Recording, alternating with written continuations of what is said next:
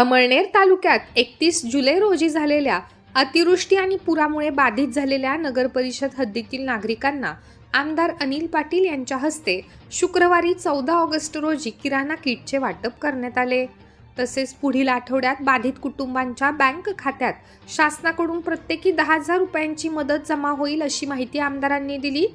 तहसीलदार कार्यालयाच्या आदेशानुसार शहरातील भोई समाज मंगल कार्यालय, ताडेपुरा, गांधलीपुरा, तांबेपुरा यासह 8 केंद्रांवरून सुमारे 1700हून अधिक कुटुंबियांना किराणा किट देण्यात आले। पारदर्शकतेसाठी लाभार्थ्यांची स्वाक्षरी आणि फोटो घेण्यात आले आहेत। या उपक्रमाप्रसंगी प्रांताधिकारी मयूर भंगाळे आणि मुख्याधिकारी गणेश शिंदे उपस्थित होते।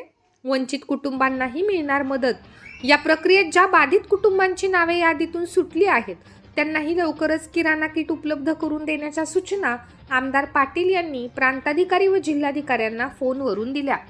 या मदत वाटप प्रसंगी स्थानिक लोकप्रतिनिधी, प्रशासकीय अधिकारी, राष्ट्रवादी काँग्रेसचे पदाधिकारी व कार्यकर्ते मोठ्या संख्येने उपस्थित होते।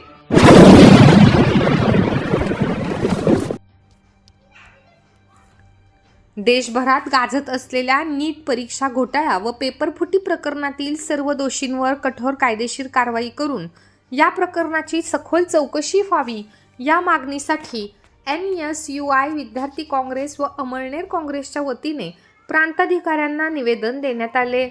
लाखो विद्यार्थी रात्रंदिवस मेहनत करून डॉक्टर होण्याचे स्वप्न पाहतात, मात्र पेपरफुटीमुळे प्रामाणिक विद्यार्थ्यांच्या मेहनतीवर अन्याय होत असून तो कदापि सहन केला जाणार नाही असा आक्रमक पवित्रा आंदोलकांनी घेतला।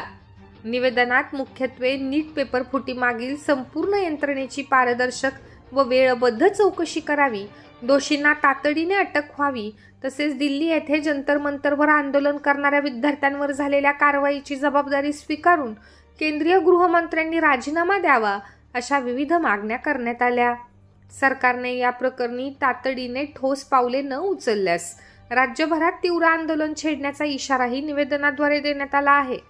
या निवेदनावेळी जळगाव जिल्हा काँग्रेस सरचिटणीस मनोज पाटील, संदीप घोरपडे, तालुकाध्यक्ष भागवत सूर्यवंशी, शहराध्यक्ष गजेंद्र साळुंखे, युवक काँग्रेस जिल्हाध्यक्ष महेश पाटील, प्रदेश सचिव तुषार संदानशिव, NSUI जिल्हाध्यक्ष ॲडव्होकेट कौस्तुभ पाटील, तालुकाध्यक्ष उमेश संदानशिव यांसह काँग्रेस व NSUIचे इतर अनेक पदाधिकारी आणि कार्यकर्ते मोठ्या संख्येने उपस्थित होते।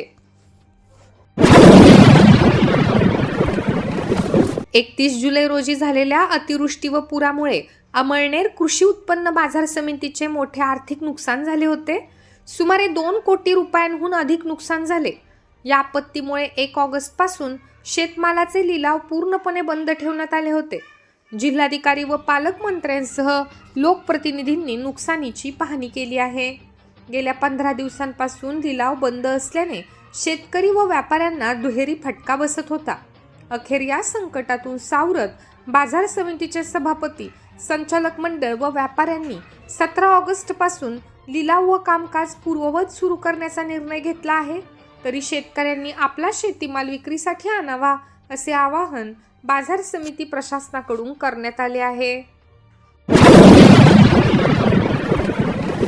विद्यार्थ्यांमध्ये अभ्यासाची सवय व एकाग्रता वाढवण्यासाठी PTA क्लासेस संघटनेने 2 तास मोबाईलपासून मुक्ती हा अभिनव उपक्रम प्रस्तावित केला आहे। नगर परिषदेचे उपनगराध्यक्ष प्रशांत निकम व शिक्षण सभापती नवीद शेख यांनी या उपक्रमाचे स्वागत केले आहे। या अंतर्गत दररोज सायंकाळी 7 ते 9 या वेळेत विद्यार्थ्यांनी मोबाईल, TV बंद ठेवून अभ्यास करायचा आहे। सायंकाळी 7 वाजता सायरन वाजवून अभ्यासाची वेळ सूचित केली